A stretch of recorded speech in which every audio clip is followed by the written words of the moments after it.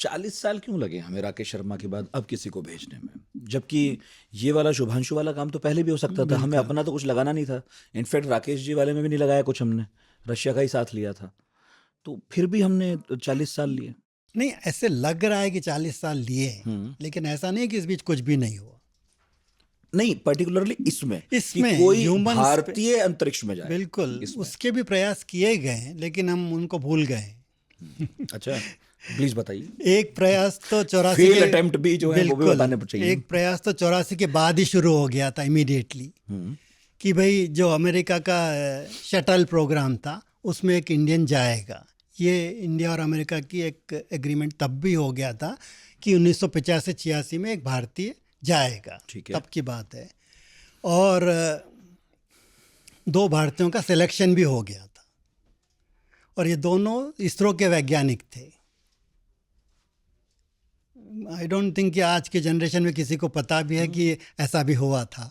हाँ, मतलब जाते जाते तो बिल्कुल, तो इनके नाम थे पी राधाकृष्णन और एनसी भट्ट। जो राकेश शर्मा जब गए थे तब उसकी जिम्मेदारी इंडियन एयरफोर्स के पास थी, तो पायलट्स को सेलेक्ट किया गया था। लेकिन ये जो शटल में जाने वाले थे वो एक साइंटिफिक मिशन था। उनको था कि एक सैटेलाइट, हम इनसैट वाला जो सैटेलाइट है वो हम शटल के थ्रू लॉन्च करेंगे, रॉकेट के थ्रू नहीं। जब उसको शटल के कार्गो में ले जाया जाएगा और वहाँ से उसको उसकी कक्षा में स्थापित किया जाएगा, ये योजना थी। और उसके लिए एक पेलोड स्पेशलिस्ट चाहिए था, तो 2 लोगों को सेलेक्ट किया गया था, मिस्टर भट्ट और राधाकृष्णन जी। ये दोनों इसरो के साइंटिस्ट थे। उन्होंने कॉल इसरो में दी थी और सिलेक्शन हुआ था, मेडिकल टेस्ट हुए थे, साइकोलॉजिकल टेस्ट हुआ था। और सिलेक्शन कमेटी में नेचुरली कौन था? राकेश शर्मा थे। 3 मेंबर्स की कमेटी थी, तो एक में उसमें UR राव इसरो के चेयरमैन थे, दूसरा राकेश शर्मा थे, और एक नासा के एस्ट्रोनॉट थे, नाम भूल रहा हूँ मैं। ये 3 लोगों की सिलेक्शन कमेटी थी। ये 2 को सेलेक्ट किया गया, भट्ट, और फिर उनको अमेरिका भेजा भी गया था, जो जॉनसन स्पेस सेंटर है वहाँ पे उनकी लगभग 1 साल ट्रेनिंग हुई थी। उसके पहले इंडिया में भी जो इंस्टीट्यूट ऑफ एविएशन मेडिसिन, जिसमें राकेश शर्मा की इनिशियल ट्रेनिंग हुई थी, वहाँ पे हुई थी। और फिर एयरफोर्स ने भी उनको ट्रेनिंग दी थी, क्योंकि दोनों पायलट नहीं थे। तो उनको ये था कि भाई जो सॉर्टीज़ में उनको लेके जाते थे और मतलब ऑल्टीट्यूड कम कर दिया जाता था, एक्रोबैटिक्स करते थे, ताकि वो एक उसको यूज टू हो जाए, तो माहौल बने। तो इसलिए उनको इस तरह से ट्रेनिंग दी गई थी। और ये जॉनसन स्पेस सेंटर में ट्रेनिंग के लिए दोनों गए थे, और 1 साल वहाँ पे, लगभग 1 साल की इनकी ट्रेनिंग चली थी। लेकिन ये क्यों फेल हुआ और ये क्यों मिशन बन नहीं पाया? क्योंकि चैलेंज जो 1986 में शटल का एक वो मिशन फेल हो गया और उसके सारे एस्ट्रोनॉट्स उसमें मारे गए। तो उसके बाद नासा ने ये डिसाइड किया कि हम जो foreign satellite, that was a commercial agreement, हम नासा को पैसा दे रहे थे। हाँ, तो जो कमर्शियल एग्रीमेंट है तो हम उनको अभी नहीं ले जाएंगे। तो 1986 के बाद वो प्रोग्राम ख़त्म हो गया। तो ये पहला अटेम्प्ट था कि हम जाना चाह रहे थे, ट्रेनिंग भी हो चुकी थी। अभी मेरी उनसे बात हुई थी, राधाकृष्णन जी से। तो he says I am a stillborn astronaut, मतलब मेरी ट्रेनिंग हो गई, मैं सारा वहाँ पे चला गया, सबसे मिल लिया, सब कुछ हो गया, but I could not go to space. And Bhatt भी थे दोनों। ये भी ख्वाब के टूटने ऐसा होता है। बिल्कुल। तो बहुत सारे लोग इंतजार में रहते होंगे कि हमारा नंबर आएगा, हम जाएंगे, और वो किसी कारण से रुक जाता होगा। नहीं, तो अभी वाले मिशन में भी 2 लोग हैं, एक बैकअप में भी है ना, प्रशांत नायर जी।